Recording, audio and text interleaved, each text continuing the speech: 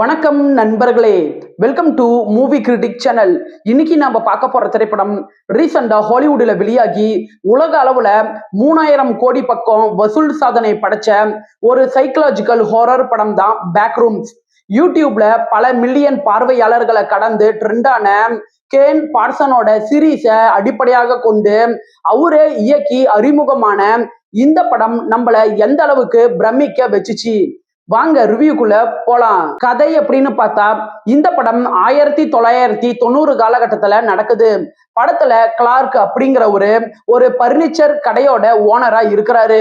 அவரோட தொழில்ல ஏற்பட்ட நஷ்டத்தாலையும் அவரோட குடும்பத்துல ஏற்பட்ட பிரச்சனையின் காரணமாகவும் மேரி அப்படிங்கிற ஒரு டாக்டர் கிட்ட தெரப்பி எடுத்துக்கிட்டு இருக்கிறாரு. ஒரு நாள் தன்னோட கடையோட பேஸ்மெண்ட்ல ஒரு விசித்திரமான கதவை அவரு பாக்குறாரு. அந்த கதவு வழியா உள்ள போய் பார்க்கும்போது மஞ்சள் நிற சுவரு உடைய வேற ஒரு உலகத்துக்குள்ள அவரு போறாரு. ஆரம்பத்துல பயந்து போய் வெளியே வந்துடுறாரு. இந்த விஷயத்த தன்னுடைய டாக்டர் கிட்ட அவரு சொல்ல அதை இவங்க நம்ப மறுக்கிறாங்க. நான் நிரூபிச்சு காட்டுறேன் அப்படின்னு சொல்லிட்டு 2 பேரை தான் கூட கூட்டிக்கிட்டு ஒரு கேமராவையும் எடுத்துக்கிட்டு மறுபடியும் அந்த உலகத்துக்குள்ள அவரு போறாரு. இதுக்கப்புறம் நடக்கிற பயங்கரமான விஷயங்கள் தான் படத்தோட மீதி கதையே. பாசிட்டிவ் அப்படின்னு பார்த்தா இந்த படத்துல கிளார்க் கதாபாத்திரத்துல நடிச்ச சிவட்டல் எஜியோஃபர் ஒரு மனநலம் பாதிக்கப்பட்ட நபரா சூப்பரா நடிச்சிருக்கிறாரு. படத்துல டாக்டர் கதாபாத்திரத்துல நடிச்ச ரெவெட் ரெயின்ஸ்வே ஒரு அற்புதமான நடிப்பை திரையில கொடுத்திருக்கிறாங்க. இந்த படத்தோட பெரிய மாஸ்டர் பீஸ் அப்படின்னு சொல்லணும்னா படத்தோட அட்மாஸ்பியர் தான்.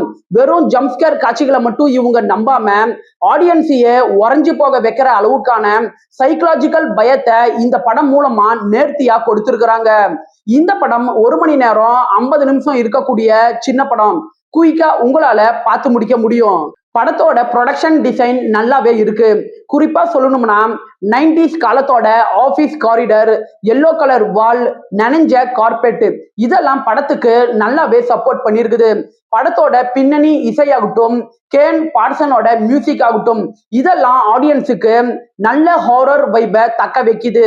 குறைகள் அப்படின்னு பாத்தீங்கன்னா இந்த படம் ஆரம்பிச்ச முதல் 1 மணி நேரம் 10 நிமிஷம் வரைக்கும் திரைக்கதை விறுவிறுப்பா மூவ் ஆனாலும் அதுக்கப்புறம் வரக்கூடிய திரைக்கதை கொஞ்சம் ஸ்லோ டவுன் ஆன ஒரு ஃபீலை ஏற்படுத்ததான் செய்யுது.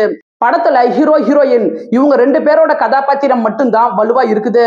மற்ற கதாபாத்திரங்கள் சும்மா கேமராவை ஹேண்டில் பண்ற ஒரு சாதாரண கதாபாத்திரமா தான் படத்துல இருக்கு. ஓவராலா இந்த படம் உங்க டைமுக்கு ஒர்த்தான ஒரு சூப்பரான படம் தான். 10க்கு 6.9 ரேட்டிங் கொடுக்கலாம். இந்த படம் இங்கிலீஷ்ல மட்டும்தான் அவைலபிளா இருக்கு. விருப்பப்படுறவங்க பாருங்க. படம் ஃபேமிலி வாட்சபிள். என்னோட ரிவ்யூ உங்களுக்கு பிடிச்சதுன்னா மறக்காம லைக் பண்ணி சப்ஸ்கிரைப் பண்ணுங்க. வேற ஏதாவது படத்தோட ரிவ்யூ வேணும்னா அந்த படத்தோட பெயரை கமெண்ட்ல பதிவிடுங்க. நாம வேற ஒரு வீடியோல சந்திக்கலாம். அது வரைக்கும் நன்றி, வணக்கம்.